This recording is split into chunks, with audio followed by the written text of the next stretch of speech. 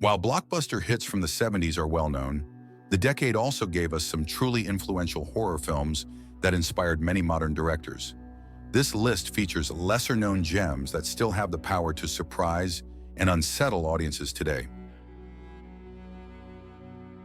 John Newland tells the story of Sally Farnham, who moves into an old family estate that has been abandoned for years. In the basement, she finds a sealed fireplace. The house staff warns her not to open it, but curiosity gets the better of her, unleashing a swarm of eerie creatures. A perfect example of a dark fairy tale. This film is packed with atmosphere and features standout performances from Kim Darby and Jim Hutton.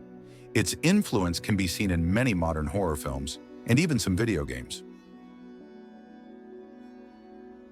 A wealthy businessman, Rudolf Deutsch, assembles a team of scientists and psychics to investigate a notorious haunted house.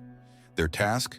Survive an entire week inside the former home of a deranged killer, and it's truly terrifying. Pamela Franklin and Roddy McDowall fully embody their roles, while the film masterfully builds tension without relying on CGI. The result? A chilling experience that deserves a round of applause. Many consider A Bay of Blood to be Mario Bava's masterpiece. We won't go that far, but there's no denying that this film stands out among typical genre entries. A brutal battle over an inheritance unfolds, with the body count rising by the day, leading to an all-out slasher frenzy by the finale. A precursor to Scream? Absolutely. And the cinematography? It deserves a place in every film studies textbook. Some shots are practically made to be framed and hung on a wall.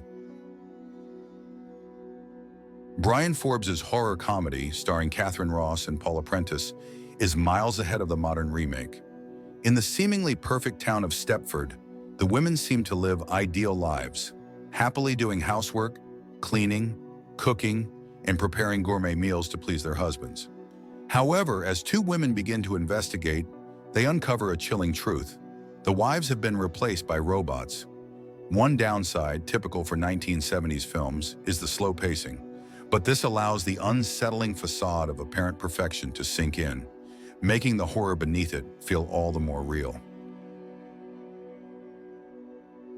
The House with Laughing Windows isn't a film for those who enjoy solving mysteries, as much of the plot is easy to figure out long before it's revealed. However, it offers stunning landscapes, intriguing architecture, and a suffocating atmosphere. This film is primarily for those interested in stories about cursed places and mental illnesses. Stefano, a restorer, is hired to restore a painting by the disturbed artist Buono Legnani. As he uncovers dark secrets about the painter in the village, strange events begin to unfold. Forced to leave his hotel, Stefano moves into an isolated house and begins a romance with a local teacher. When he learns the terrifying secret of the house with the laughing windows, it may be too late to escape. A young girl excited for her summer vacation plans to visit her father. However, when she learns that his beautiful, freakishly serene girlfriend will be joining them, she decides to spend the summer instead at her aunt's house in the countryside. She brings along her friends, each with their own quirky traits. Unbeknownst to them, the house is haunted, and as they arrive, strange events begin to unfold. One by one, the girls vanish, gradually uncovering the chilling secret behind the house's madness. Tobe Hooper's Salem's Lot isn't just a vampire horror film. It's a slow-burning, atmospheric miniseries that turns an entire town into a nightmare. Writer Ben Mears returns to his hometown to research the mysterious Marston house, a place he believes is steeped in evil. But the house has new occupants: antique dealer Richard Straker and his elusive partner, Kurt Barlow. When townspeople begin dying under strange circumstances, Ben suspects that Barlow isn't just a shadowy businessman, he's something far more sinister. The challenge?